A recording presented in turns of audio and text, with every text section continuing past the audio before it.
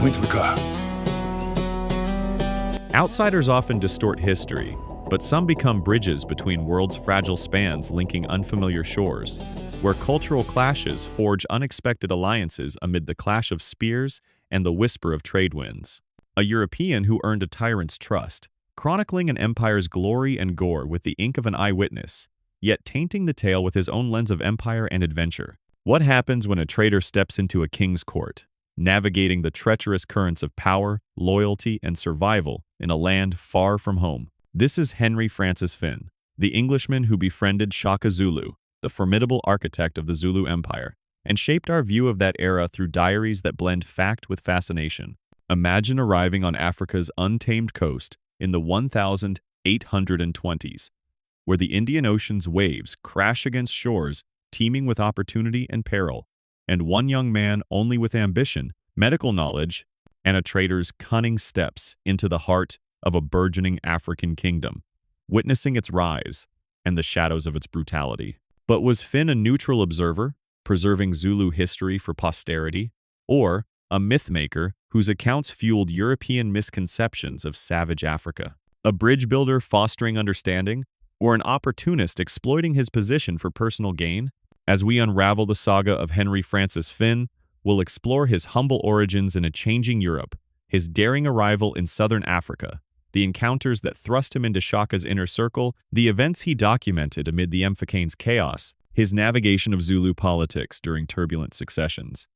and the legacy that continues to spark debates about colonialism, eyewitness reliability, and the true nature of cross-cultural narratives. A story of a white trader who witnessed the birth of an empire, aiding its kings while chronicling its conquests, proving that history is often written not just by victors, but by those who survive to tell the tale. Join me in this tale of adventure and ambiguity, where the line between ally and interloper blurs in the fires of Zulu ambition. Our narrative begins in the early 19th century, amid the bustling streets of London, England, a city alive with the clamor of horse-drawn carriages rattling over cobblestones, the shouts of street vendors hawking wares from distant colonies, like spices from India or silks from China, and the smoky haze of coal fires, fueling the Industrial Revolution's insatiable engines that powered factories and dreams alike. This was a world on the cusp of unprecedented global expansion,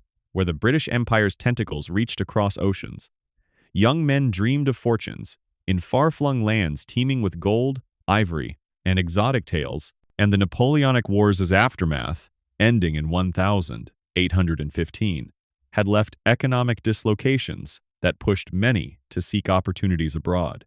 Born on March 29, 1803, in Grosvenor Square, or perhaps the more modest environs of Fleet Street accounts vary slightly due to sparse early records, and Fynn's own reticence in his writings, Francis Fynn entered this era as the son of an Irish family with modest means, his father possibly a merchant or clerk navigating the economic upheavals of post-war Britain, where inflation and unemployment drove migration to colonies. Little is known of his childhood beyond the fragments preserved in his later writings and family lore, but it was marked by the era's restlessness. The Act of Union in 1801 had merged Ireland with Great Britain, sparking political tensions and economic migrations, while London's docks buzzed with ships bound for the Cape of Good Hope, India, or Australia, inspiring tales of adventure that captivated boys like Fynn. He likely received a basic education in reading, writing, arithmetic, and perhaps rudimentary medicine or navigation skills, common for those eyeing colonial careers, possibly at a local grammar school or through apprenticeships, where he learned the value of adaptability in a changing world. By age 15, in 1818, Fynn set sail for the Cape Colony in South Africa, arriving in a land dramatically transformed by British control after its seizure from the Dutch during the Napoleonic Wars in 1806, a bustling port where Dutch Boers with their Afrikaans tongue, British administrators in red coats, enslaved people from Mozambique, Madagascar, and Asia, and indigenous Khoisan herders mingled in a tense, multicultural mosaic under Table Mountain's watchful gaze. The Cape was a gateway to the African interior, alive with the scent of spices from East India Company ships unloading cargo, the lowing of oxen in crowded markets selling hides and wine, and the whispers of untapped fortunes in the north, where rumors of powerful kingdoms and ivory-rich lands circulated among traders. Fynn initially worked as an assistant to a merchant, or perhaps in administrative roles for the colonial government, honing his skills in negotiation, bartering for goods like wool and ostrich feathers, survival in rugged terrains during overland trips, and basic surgery knowledge gleaned from ship's doctors, local herbalists, or self-study from medical texts, including treatments for wounds, fevers, and tropical diseases that plagued European newcomers unaccustomed to malaria or snake bites. His early years in the Cape were formative, exposing him to the complexities of colonial life. The abolition of the slave trade in 1807 had stirred deep tensions among Boer farmers reliant on forced labor, while the ongoing frontier wars with Xhosa peoples, to the east known as the Cape Frontier Wars, highlighted the violent clash between European expansionism and African resistance, with British troops clashing against Xhosa warriors in battles that foreshadowed Fynn's future encounters. By 1823, at age 20, Fynn's adventurous spirit led him to join a group of like-minded pioneers, led by Lieutenant Francis George Farewell, a British naval officer turned entrepreneur who had served in the Napoleonic Wars, and now sought to establish a trading settlement at Port Natal, modern Durban, a natural harbor on the east coast, rumored to be a gateway to the powerful Zulu kingdom and its wealth in ivory, cattle, and hides. Their ship, the Salisbury, set sail from the Cape in 1823 but faced delays, arriving in May 1824 after a perilous journey along the treacherous wild coast where raging storms and hidden reefs had claimed countless vessels, and survivors often found themselves at the mercy of local clans who might offer aid or hostility. Port Natal was a wild, untamed frontier. Mangrove swamps fringed the bay, teeming with crocodiles lurking in murky waters and hippos bellowing at night, while the interior hills rolled toward the majestic Drakensberg Mountains, home to scattered Nguni groups like the Thonga and the emerging Zulu power under Shaka, whose name already evoked fear and awe among coastal traders. Fynn and his companions, about 26 men including Jacob the interpreter, a Khoisan man fluent in local languages and invaluable for negotiations, established a makeshift camp on the sandy bluffs, trading beads, cloth, knives, and metal tools for ivory tusks, animal hides, and cattle with local Thonga people, who lived in small villages of beehive huts and practiced subsistence farming and fishing. But their ambitions extended beyond local trade. They sought audience with Shaka, the Zulu king whose empire was expanding rapidly. Absorbing clans through conquest and assimilation, his reputation as a military genius spreading like wildfire along trade routes. Fynn's first encounter with Shaka's world came amid a mix of tension, curiosity, and opportunity. As the Zulu Empire was at its zenith during the height of the Mfecane, a period of intense wars, migrations, and societal upheavals from 1815 to 1840 that displaced millions and reshaped southern Africa's demographic map, driven by Shaka's expansions but also by droughts, population pressures, and trade disruptions. In July 1824, shortly after arrival, Fynn ventured inland with a small party of fellow traders and interpreters, trekking through dense bush thick with thorns that tore at clothing, crossing rivers swollen by winter rains on precarious log bridges, the air humming with the buzz of tsetse flies and the distant roars of lions prowling for prey. A journey that took days of hardship under the vast African sky. They aimed for Shaka's royal kraal at Kwabulawayo, a massive enclosure in the heart of Zululand, but their path was fraught with dangers. Encounters with wildlife, hostile clans wary of white strangers, and the ever-present risk of disease like malaria that felled many Europeans. Shaka, born around 1787 to Senzangakona and Nandi, had risen from a scorned illegitimate son exiled in his youth to king in 1816 through cunning and force, revolutionizing Zulu warfare with the short-stabbing Ikawa spear, replacing long-throwing javelins, the bullhorn formation for encircling enemies, and a regimental system that organized warriors into age-based impes, bound by loyalty and discipline. By 1824, his empire spanned thousands of square miles, incorporating defeated clans and plundering cattle, the lifeblood of Nguni society. Finn's group arrived during a time of Zulu expansion, witnessing the king's court in all its splendor.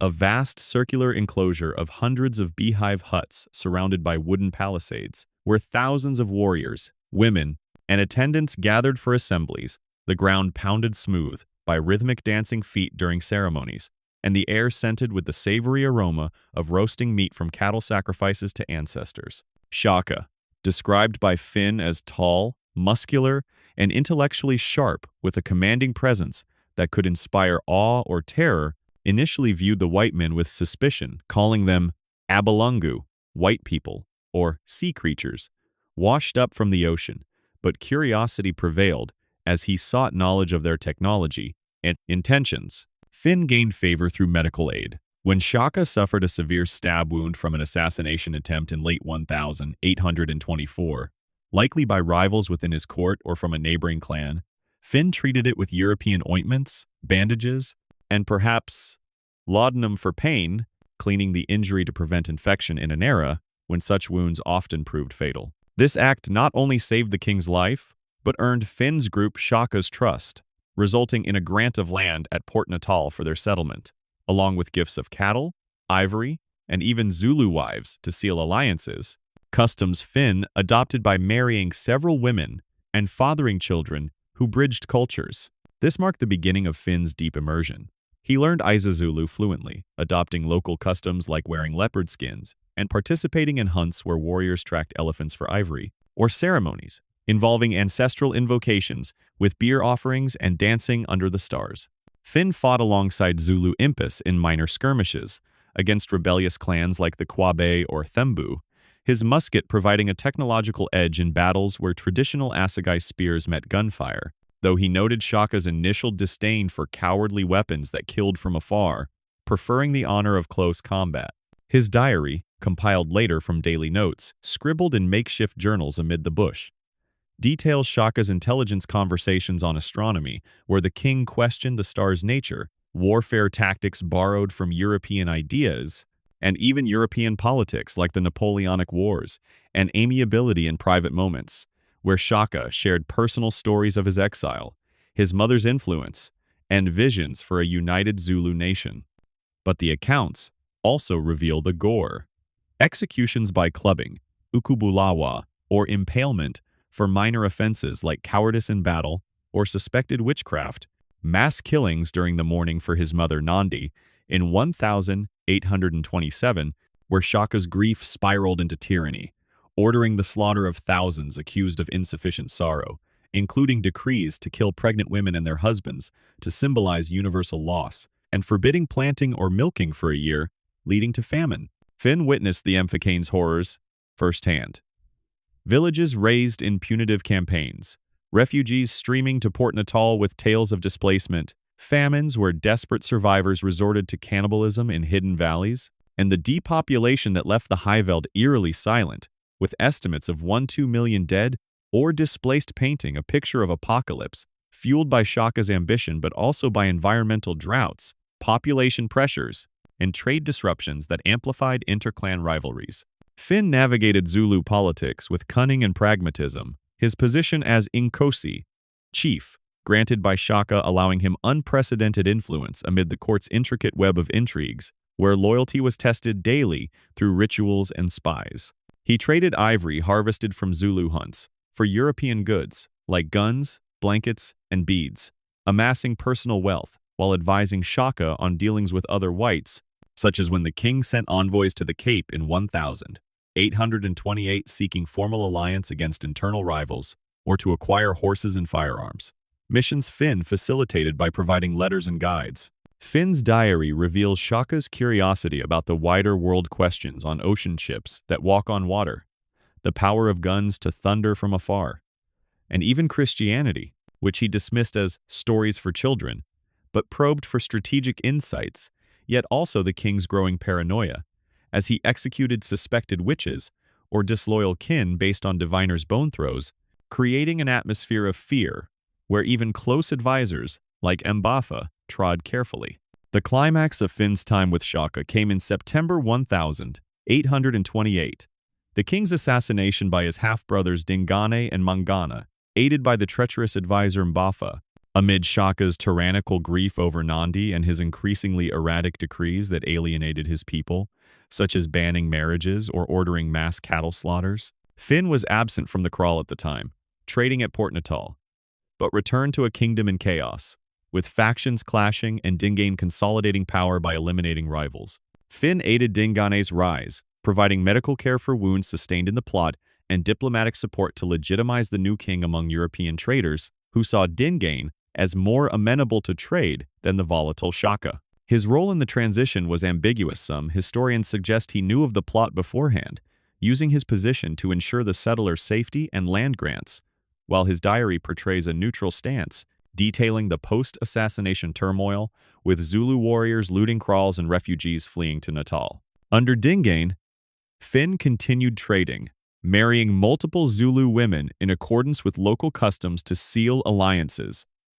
fathering at least 10 children who blended European and Zulu heritage, and establishing a permanent settlement at the bluff overlooking the bay, where he built huts, cultivated gardens, and hosted envoys. He documented Zulu customs in depth, medicinal practices using herbs like aloe for wounds or muti charms for protection, initiation rites where young men endured circumcision and training in impis, marriage ceremonies with lobola negotiations, and spiritual beliefs in ancestors, Amidlosi, consulted through diviners, offering rare insights into pre-colonial life unfiltered by later missionary biases. However, tensions rose as Dingane grew suspicious of white influence, culminating in the 1838 massacre of Piet Retief's Boer Party and the Battle of Blood River, events Fynn observed from afar but noted in his writings as turning points in Zulu decline. By 1834,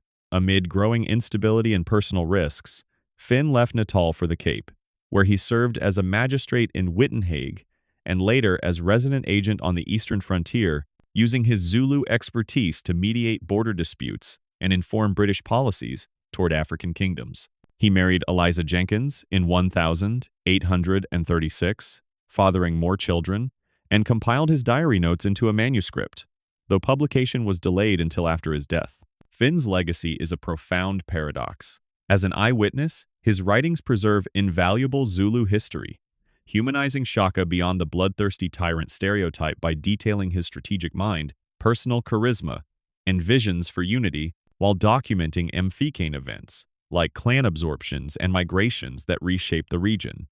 His diary, edited and published posthumously in 1950 by James Stewart and D. Mackay, Malcolm, compiles notes from 1836 into a coherent narrative, influencing historians like E.A. Ritter's Shaka Zulu, 1955, and the 1986 miniseries starring Henry Sele, blending fact with dramatic flair to popularize Zulu history globally. Yet, as a myth maker, Fynn's accounts are criticized for biases, exaggerating violence to sensationalize for European audiences, self-aggrandizement by portraying himself as a heroic intermediary, cultural misunderstandings like misinterpreting rituals as barbaric, and reliance on memory years later, potentially altering facts to fit colonial narratives that justified British expansion by depicting Africans as needing civilization. Revisionists like Dan Wiley in Myth of Iron, Shaka in History, 2006, question the diary's accuracy, noting inconsistencies, plagiarized sections from contemporaries like Nathaniel Isaacs, and ethnocentric views that downplayed African agency. In post-apartheid South Africa, Fynn's work aids reconstructing pre-colonial history, highlighting cross-cultural exchanges like technology transfers, but also underscores colonial biases that influenced apartheid-era myths of empty lands during the Mfecane. Fynn died on September 20, 1861, in Durban, aged 58, from complications possibly related to old wounds or malaria, buried in a colonial cemetery overlooking the bay he helped settle, his life a bridge that both connected and divided worlds, leaving a legacy debated in academic circles and popular culture. What do you think, was Fynn a genuine chronicler bridging cultures, or a biased myth-maker perpetuating stereotypes? Share your view in the comments. If these cross-cultural African tales captivate you, subscribe for more, hit the notification bell. Thanks for watching.